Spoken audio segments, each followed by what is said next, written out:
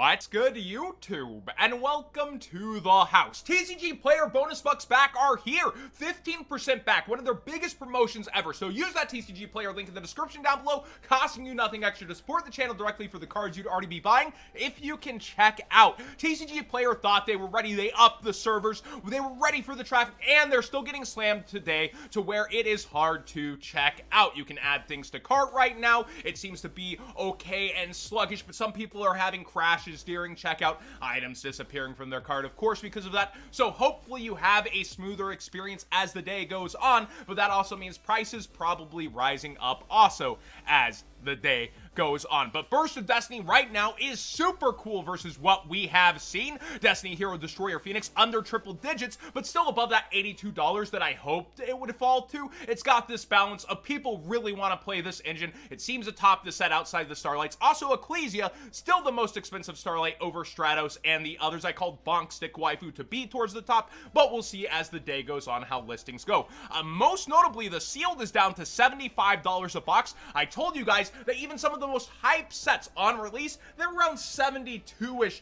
So this is still above that belt. People are so thirsty for a good core set after Blazing Dumpster Fire, Lightning Underdrive, Yawn of Majesty. Here's the savior of the 2022 Megatons, mayhaps.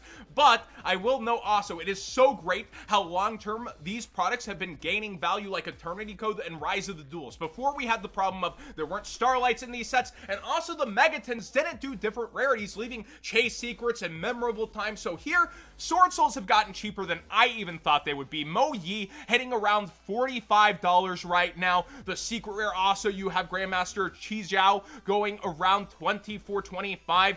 Okay, sneak peek, ultra, and pin. It's gonna be like that, right? Ultra over secret rare. I like the secret rare and how it looks a ton. It's down to just $13, $14. And the live twin, under what I thought it would be. I thought this would be around 12 to 10, hitting at just under that at $9.50 in listings. Now, Lord of Heavenly Prison is getting a ton of hype from the anti-meta community, and it's going about the route Inspector Border did back in the day. It was near 12.20, 12.20, and here it is around $17, right between that. And Small World also at 14. A lot of people looking for this, but the fallout in price, this is beautiful, this is awesome, and you can get those 15% bonus bucks back if shopping today, of course, using that TCG player link to support the channel directly if you can check out. So good luck with that one, as site traffic has been kind of crazy.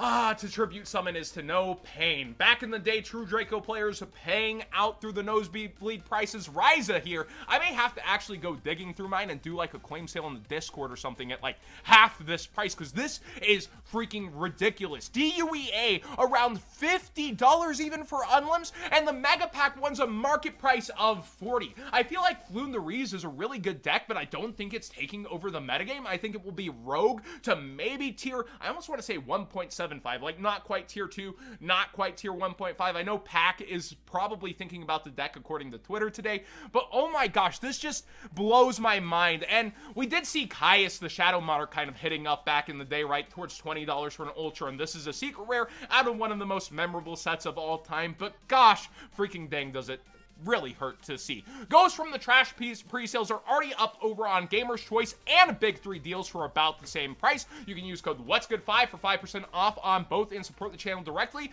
Remember, Konami did a sneaky and upped MSRP on these from $15 to $20 for the extra pack inside, so you're still paying $1 per card. But with these discounts, this gets it down to like 13 point some odd per display for the cases, and they both also have displays at around $80. So shop who you want. Code What's Good 5 for 5% off also supports the channel directly, getting yours cheaper. And remember, last year, those pre-sales went really fast in November and were gone by December. So if you do want to open under retail for some fun, these are the better ones. Although I still suggest getting it sealed to keep it sealed and resell sealed. But don't let that fear of missing out be a thing. I hate the term fear of missing out, or FOMO.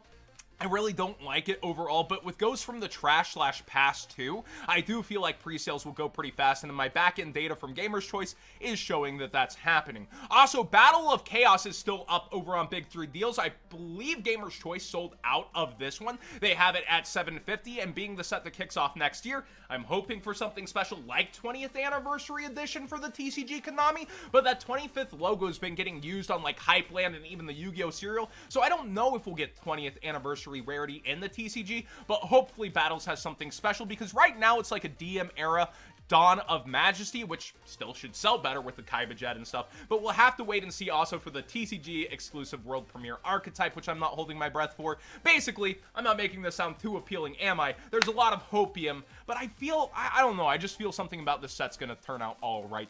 Megaton singles are cheaper than ever overall, triple tactics talent dipping even during the sale. You have IDP around $10 for the secret rare. The cases are getting cheaper and cheaper, so if you are shopping singles today and you've been waiting on some Mega 10 cards, it's a pretty darn good time to add a lot of these, especially with the competition that is currently here, as it might dry up in terms of quantities throughout the winter, especially heading into the competitive season of February towards March like we usually have, especially with IRL YCSs returning.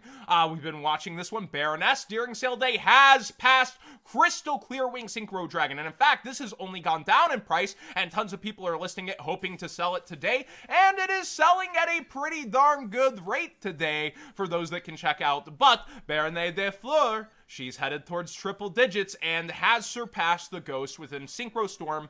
What did I tell you? You can't always apply a general rule of the market out of context to a specific. This is a meta card in a duelist pack. How many times have we seen this even with rogue cards out of duelist packs and legendary duelist? Baronne de Fleur is no exception and is gaining a lot of traction and heat right now. Now, some funny ones. I actually got this from MBT doing a mail day on his stream. Not a meal day. That would be something weird to eat. Extra iron in your diet. But seriously, $6 for Iron Chain Dragon minimum for Unlims? This card's just never had a reprint and is played in past formats. So if you have this, maybe you have some extra money you didn't know you had, or if you're playing past formats, your wallet's gonna feel a little extra burn for what this is. Also, sandwiches are for a past format. So many people didn't know this interaction. I actually find it kind of insane, but it is very niche. So besides Ready Fusion and having one of the cutest spellcaster dark targets you could ever have, what this actually mixes with is Elemental Hero Prisma, who I'm shocked that its 10 promo is actually around the same price as the DT. This 10 promo is a super niche card that like, I think it still has listings. Yeah, around $10 under market price for a very cool Elemental Hero. But here's the interaction. You Elemental Hero Prisma, revealing in your Gladiator Beast deck, instead of Bestiary to make Izaris, you reveal Sandwich to send Sangan, you revive Sangan because you have it Foolish Burial on demand, and you activate Crush card on the Sangan, thanks to having this in your extra deck. I remember at Gen Con these were $7 to $8 back in the day, and now it's about the same dang price. People are like, oh, there's not a buyout, look at the market price. To find near mint ones, they actually are a bit more above their market price, but you can still find them at a decent price, and the DR ones are up there. Buyout of the year? Maybe.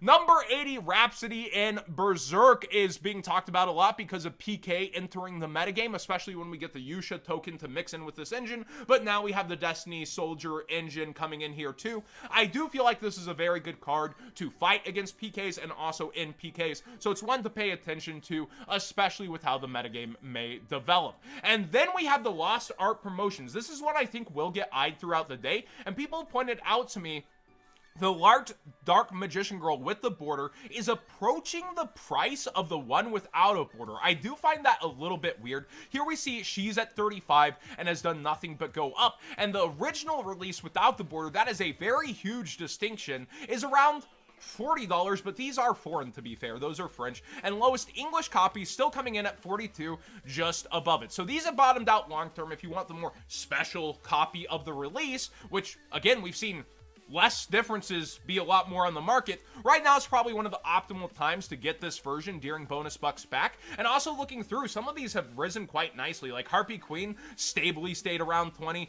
The Exodia stuff over time, I remember when these were 10 bucks. Just so many larts have done well for themselves. Like Solemn Judgment has a lot of competing versions for max rarity, and I might have to get myself a English copy of the Gemini Elves just to go alongside the OCG ultis. And I played an Enchanted Fitting Room deck on stream the other night in order to make the 5-headed dragon. Oh, that was so fun with Doriato. The Lost Art promotion's doing a really good job of getting fan favorites mixed with unique cards, and Bersenatrix is coming to enforce the line and give people a second look. So that's why I would be going now sooner than later, especially with the waifu cards, because people go, Bersenatrix, the new one, I love this one, and start to look back at the legacy of this line. Remember, there are tons of them, but there were also shady OTSs that pulled them away, sold them just for quick money. So this promotion has definitely messed messed up quantities over time. And on a final note, I have gotten to the cards, haven't I? Hypeland has an amazing secondary release coming for Yu-Gi-Oh! This is not sponsored. I just really am a big fan of what they're doing. I love this Magnet Warrior shirt that's looking so good. And then Joey stuff with Jinzo. I called Jinzo earlier and like, do you have X-ray glasses? I'm waiting for this Jinzo drop for so long. I love classic Jinzo in the art. And actually the hats do a little something for me too. I think I'm gonna get this like Dark Magician Trucker hat too. So there is some apparel to be aware of dropping, I believe Monday at 9 in the morning on Hypeland. I don't know that they'll be doing unlimited quantities in terms of pre-orders like they did with the other drop. This could be a capsule drop, so be aware of the drop being at 9 a.m. Central on Monday. That being said, thanks for watching today's Market Watch. Hopefully you can check out on TCG Player. I promise I'm not taunting you. It actually is a stressful thing, so I'm trying to apply some, I don't know, some levity, lifting, make it nicer, at least to deal with the situation. But it really does suck to see like how popular card games have gone to where a major source can up readiness for traffic and it end up like this. It's just not good. And I hope that they do find a fix for days like this and promotions like this in the future. Thanks for watching. Please subscribe if you haven't already. Give this video a thumbs up if you enjoyed the conversation. And thanks for watching. I really enjoy getting to talk about Yu-Gi-Oh! For a living on days like this. It just, I really am reminded at how lucky I am to get to do that. And you guys make it possible, the viewer. Nobody else. No sponsors. It's straight up the viewers that make this possible for me at my channel size.